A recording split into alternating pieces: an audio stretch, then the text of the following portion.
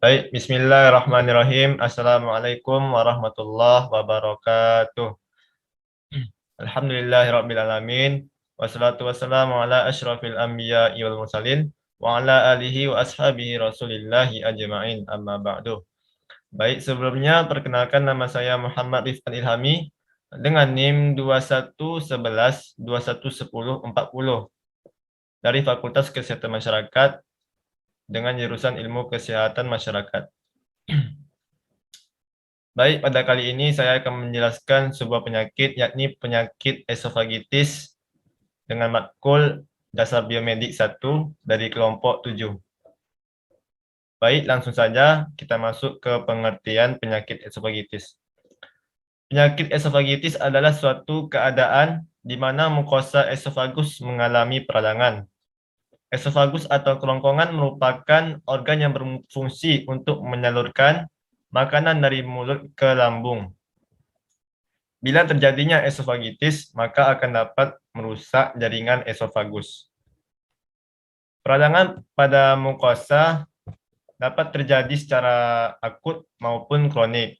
Kondisi ini bisa menyebabkan berbagai keluhan, mulai dari kesulitan menelan makanan, nyeri ulu hati, dan menyebabkan sariawan.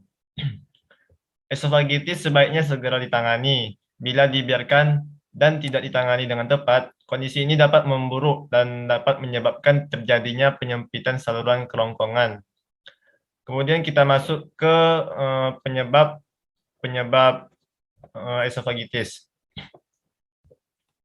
Ada 3 penyebab esofagitis. Yang pertama ada esofagitis reflux.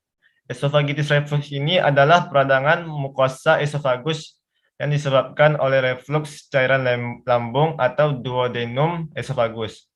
Asam lambung ini dapat berbalik dari lambung ke esofagus dan dapat menyebabkan iritasi pada esofagus. Kemudian yang kedua ada esofagitis infeksi yang terjadi karena beberapa agen infeksi yang dapat menyebabkan peradangan pada esofagus. Contohnya seperti infeksi virus herpes dan jamur yang dapat menyebabkan peradangan pada esofagus. Kemudian yang ketiga, ada esofagitis korosif. Hal ini terjadi karena masuknya bahan korosif atau tertelannya bahan korosif ke dalam esofagus. Contohnya seperti pembersih lantai. Apabila bahan korosif menyebabkan peradangan pada esofagus, maka dapat menyebabkan struktur atau penyempitan esofagus. Hal ini akan menyebabkan kesulitan asupan makan pada pasien. Kemudian bagaimana cara kita untuk bisa mendiagnosis penyakit esofagitis ini? Kita dapat mendiagnosis esofagitis dengan melakukan wawancara medis dan melakukan pemeriksaan fisik. Biasanya penderita akan mengeluhkan rasa nyeri saat menelan, nyeri di daerah ulu hati, atau perasaan mengganjal saat menelan makanan. Pada pemeriksaan fisik, biasanya akan ditemukan adanya nyeri tekan pada ulu hati. Pemeriksaan pasti untuk menunjang esofagitis adalah dengan melakukan pemeriksaan teropong saluran cerna bagian atas. Pada teropong saluran cerna ini akan terlihat adanya lesi kemerahan pada mukosa esofagus. Jika penyebab dari peradangan esofagus ini adalah infeksi jamur, maka akan terlihat adanya plak keputihan pada esofagus. Pada esofagitis ini akibat bahan korosif, lumen esofagus dapat mengalami struktur atau penyempitan. Kemudian kita masuk kepada gejala esofagitis. Seorang penderita esofagitis akan mengeluhkan berbagai gejala seperti yang pertama nyeri ulu hati atau epigastrium, kemudian yang kedua nyeri saat menelan makanan, kemudian yang ketiga nyeri dada terutama di belakang tulang dada pada saat makan, kemudian yang keempat makanan yang ditelan tersangkut di dalam esofagus.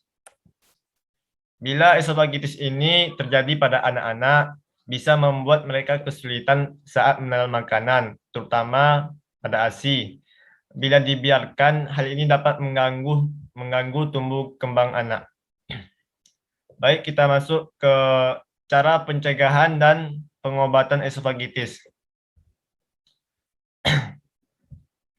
Cara kita untuk melakukan pencegahan pada esofagitis dapat dilakukan dengan menghindari penyebabnya, seperti menghindari merokok dan menjaga berat badan kita dalam berat badan yang ideal. Kemudian gunakan obat penekan asam lambung. Kemudian jangan mencoba menelan bahan korosif yang dapat melukai esofagus kita. Apabila kita menderita reflux asam lambung, terdapat beberapa hal yang bisa kita lakukan untuk mengurangi reflux asamnya dengan cara menaikkan posisi kepala saat tidur dan dan menghindari makan jam sebelum tidur. Kemudian cara pengobatan esofagitis, kita dapat melakukan beberapa hal untuk menangani esofagitis ini. Namun perlu diingat bahwa dalam penanganan esofagitis ini sangat penting untuk mengobati penyebabnya. Pemberian obat penekan asam lambung dapat dilakukan untuk menekan asam lambung dan risiko reflux asam. Pada esofagitis yang diakibatkan infeksi jamur, pemberian obat anti jamur dapat dilakukan untuk menyembuhkan infeksi jamur pada esofagus ini. Jika terjadi penyempitan saluran kerongkongan yang cukup parah, maka kemungkinan dokter akan melakukan pembedahan untuk melakukan pelebaran pada esofagus. Baik, mungkin ini saja yang dapat saya sampaikan. Lebih dan kurang mohon maaf. Semoga bermanfaat apa yang saya sampaikan tadi. Wabillahi taufiq wal hidayah. Wassalamualaikum warahmatullahi wabarakatuh.